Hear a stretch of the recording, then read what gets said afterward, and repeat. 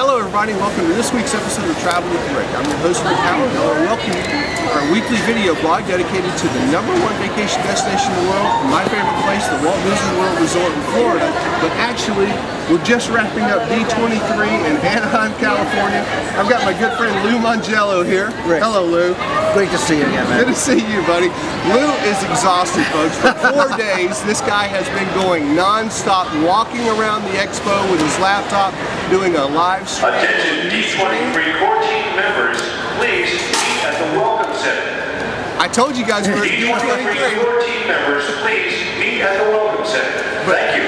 But Lou has been broadcasting from his booth here for WDW Radio, walking all around the Expo, covering everything and just doing an extraordinary job. Lou, tell him what's going on here. This has been, Rick, this is, I came in almost not knowing what to expect, and it's been absolutely incredible. The amount of energy and excitement and like-minded people getting together just to celebrate all things Disney. A lot of surprises, a lot of big name stars, Johnny Depp, Hannah Montana, Miley Cyrus, sorry, see, you can tell I'm a Disney fan.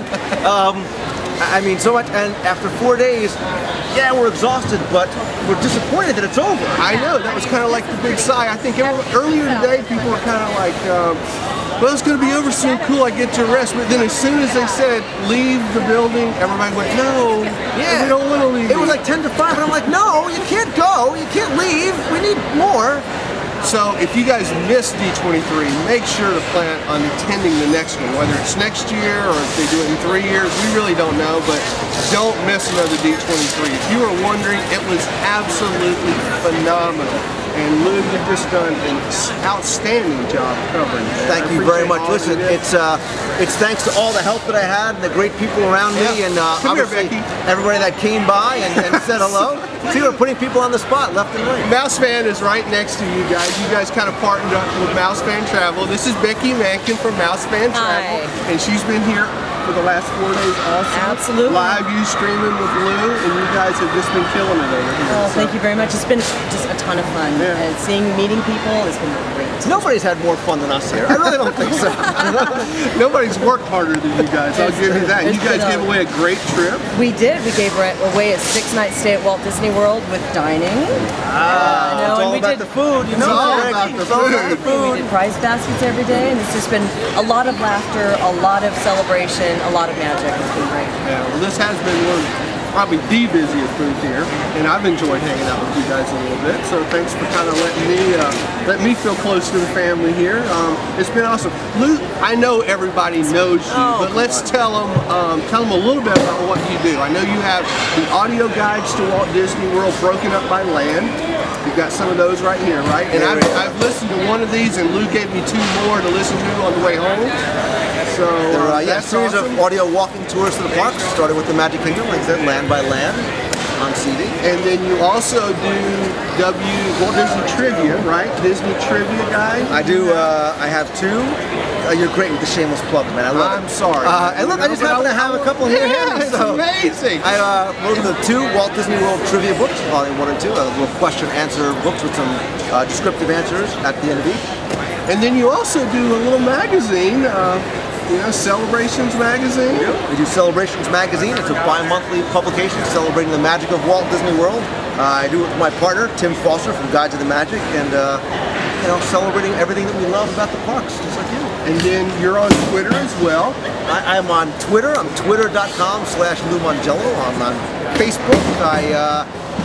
I'm on WDW Radio. I don't really sleep a lot. Right? Yeah. All of this stuff, guys, we're going to link up below. So right below the video, you'll find links that you can click to visit all of it. I don't know, man. I don't know if I have enough room in the blog for everything that you do. We're going to link up as much as we can because so that at least our viewers who don't know about you, I think there might be one.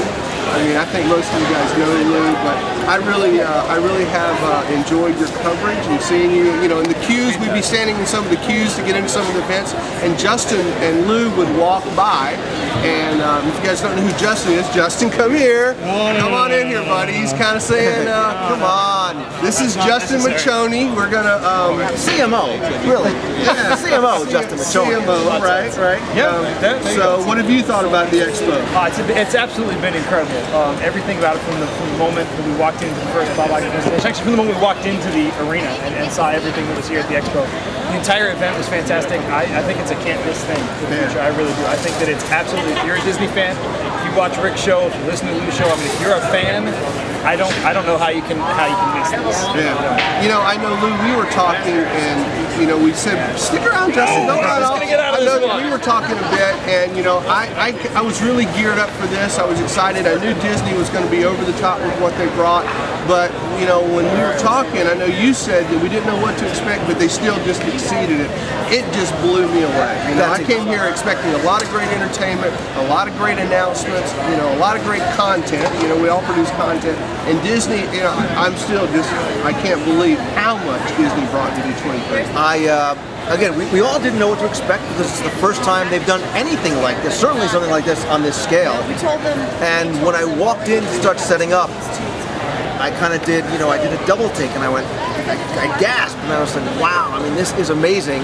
And then once the things started to happen, it's been surprise after surprise, and you know, kind of the excitement has continued to ramp up, and that's why, like you said, we're disappointed that it's over. Right.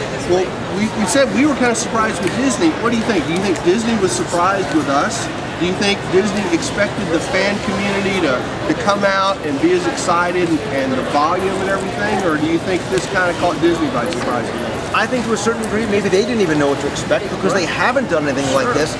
But they opened their arms to the Disney community, not just as far as welcoming fans into presentations and to their exhibits, but to give us access to people like Bob Iger, a John Lasseter, to legendary Imagineers, and us who are here in the Collectors Forum, a chance to be a part of it and have a booth and have a table and share what it is that we're so passionate about with the people who are here. Yeah, it really has been incredibly, just incredibly cool for Disney folks. I mean, you know, from the first day, I was just so impressed to attend the Disney Legends induction ceremony. That was just awesome.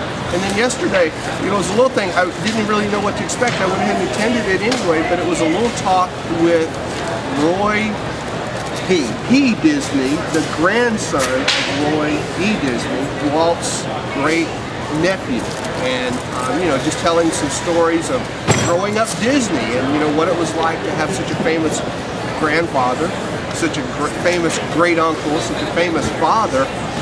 He had just some incredible stories. So. And that's what it's really been. And again, kicking off with Bob Iger. Bob Iger talked with us, not to us or at us, he talked with us, and you could tell he was excited. And then just sit in a room, I mean, I remember looking over at Justin and I said, look who's 10 feet away. It's Marty Sklar, it's Alice Davis, Exitencio. I mean, look, I mean, this is amazing to have this kind of access to these people. It was, and it was all part of the story. You were talking about Roy's story of growing up Disney. This, honestly, in a bigger sense, this is a part of the continuation of that story. And the fact that we got to be a part of it, we got to meet them and be a part of it, and they included the fans in the story of the Disney company in this kind of way is incredible. Right, yeah, it's really cool because I guess, I know I have, I'm sure you guys have as well. We've all grown up Disney, not part of the Disney family, not part of the extended Disney family, I guess. So, you know, to be welcomed by Disney like this, to be you know, entertained by Disney, and to have Disney just show us so much this weekend has been really, really cool. Right, guys? That's incredible. Awesome.